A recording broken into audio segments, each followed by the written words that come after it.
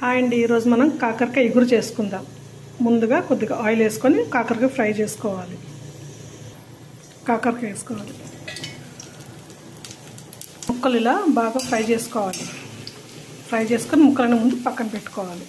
కాకరకాయ బాగా వేగిపోయింది. ఇప్పుడు దీన్ని తీసేసుకోవాలి. మనం కాకరకాయ తీసేసాక అదే ప్యాన్లో కొద్దిగా ఆవాలు, జీలకర్ర, ఆనియన్స్ కొద్దిగా ఎక్కువే పడతాయి. ఆనియన్స్ 3 ఆనియన్స్ తీసుకున్న పెద్దవి.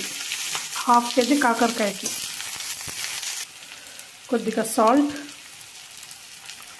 కొద్దిగా పసుపు, కరివేపాకు, ఉల్లిపాయ వేగాక 2 టమాటాలు వేసుకోవాలి.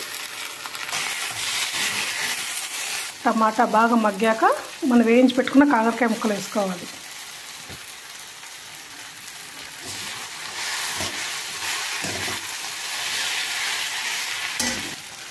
1.5 స్పూన్ కారం వేసుకోవాలి. కడిగి ఎండబెట్టుకున్న మునగాకు పొడి,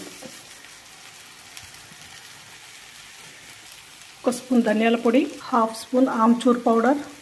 కాకరకాయ ఇగురు రెడీ. Thank you.